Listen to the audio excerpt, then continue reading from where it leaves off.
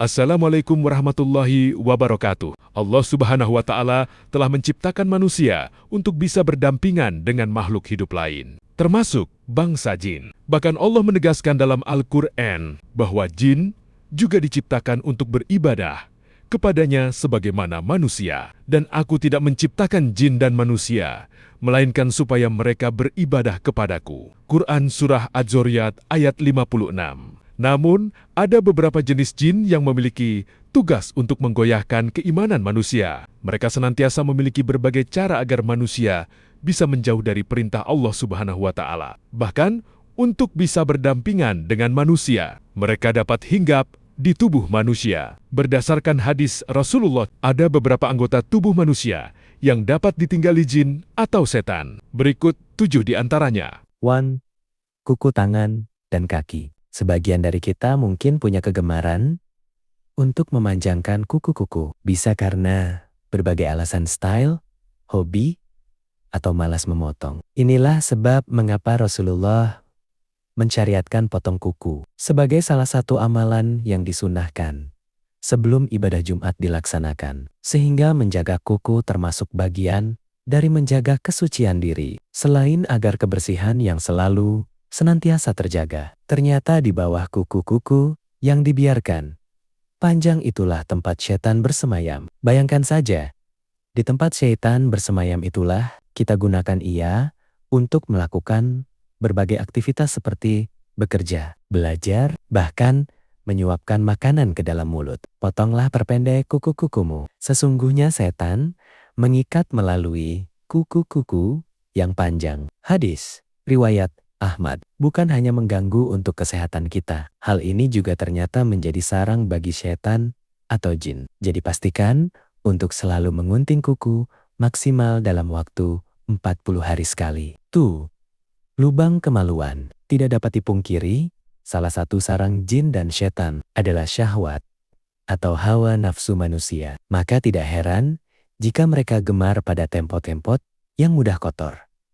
Dan kebanyakan manusia lalai membersihkan. Dalam Islam, kita sangat dianjurkan untuk secara rutin menjaga kebersihan area kemaluan. Rasulullah juga mengajarkan istinja dan bersuci sebagai bagian penting dari keimanan. Termasuk di dalamnya adalah mencukur rambut kemaluan secara rutin. Hal ini karena area tersebut dapat menjadi tempat yang rentan terhadap godaan setan yang berusaha menjerumuskan manusia ke dalam perbuatan zina yang diharamkan oleh Allah Azza wa Jalla. Allah berfirman dalam Al-Quran, dan janganlah kamu mendekati zina. Sesungguhnya, zina itu adalah suatu perbuatan yang keji dan jalan yang buruk. Quran Surah Al-Isra ayat 32.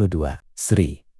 Lubang telinga. Abdullah bercerita bahwa di sisi Rasulullah ada seorang laki-laki yang selalu tidur sampai pagi tanpa mengerjakan salat malam. Kemudian beliau bersabda, "Syaitan telah kencing di telinganya." Hadis riwayat Muslim. Karenanya, sebagai hamba Allah yang paling mulia, kita harus senantiasa meminta perlindungan dari syaitan, jin, dan iblis. Kita harus senantiasa meminta perlindungan dari godaan syaitan, jin, dan iblis. Terlebih tugas jin yang memang bertugas untuk menggoda keimanan manusia. Syaitan tidak pernah berhenti bekerja untuk menggoda keimanan manusia, meskipun saat tidur. Rasulullah juga mengajarkan doa sebelum tidur agar terlindungi dari gangguan setan. Karena inilah salah satu waktu yang digemari agar mereka bisa semakin mudah melalaikan manusia dari beribadah kepada Allah. Dilalaikannya kita dari mendapat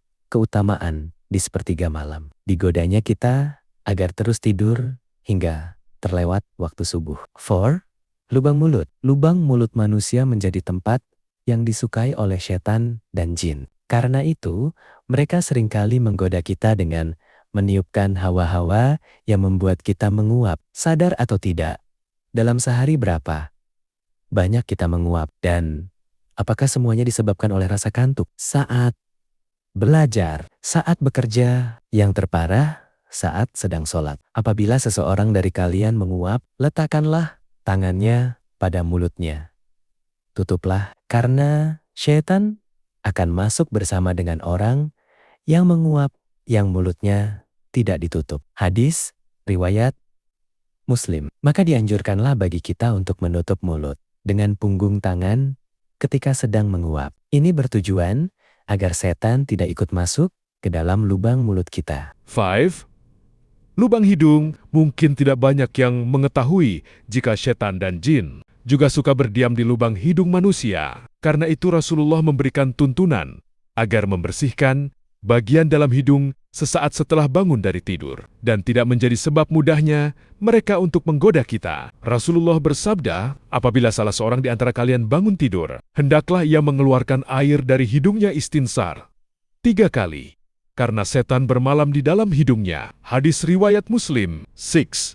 Aliran darah. Sungguh teramat sulit mengetahui apakah di dalam tubuh kita bersemayam setan yang mengalir bersama aliran darah. Jika sudah begini, maka perlu ikhtiar yang lebih untuk bisa terhindar dari bisikan-bisikan yang mengajak kita untuk melakukan perbuatan dosa. Rasulullah juga mengajarkan untuk memperbanyak dizikir sebagai benteng dari godaan setan. Sebab itulah Allah melarang kita memakan makanan haram, bahkan menghindari yang tidak jelas. Karena bersama makanan-makanan haram itulah setan masuk ke dalam tubuh, menggerogoti keimanan dengan menyelinap, menyerupai malaikat, mempengaruhi hati agar semakin jauh dari ketaatan pada Allah Subhanahu wa Ta'ala. Rasulullah bersabda, sesungguhnya setan itu berjalan dalam tubuh anak Adam melalui aliran darahnya. Hadis riwayat Muslim. 7.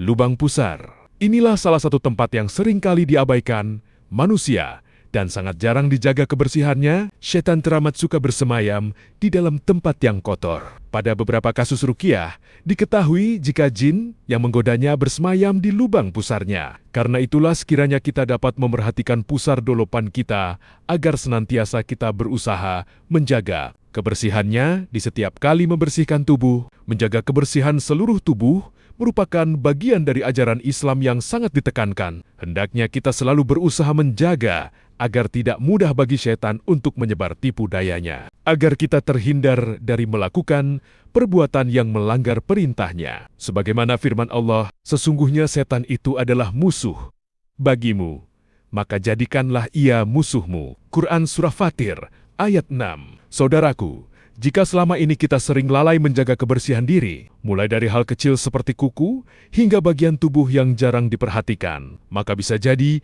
disitulah celah setan mendekat kepada kita. Ingat, setan tidak pernah lelah menggoda, tapi kita juga tidak boleh lemah dalam menjaga iman. Mulailah dari hal sederhana, menjaga kebersihan, memperbaiki ibadah. Karena sejatinya kemenangan kita bukan saat tidak pernah digoda, tapi saat kita mampu melawan godaan itu.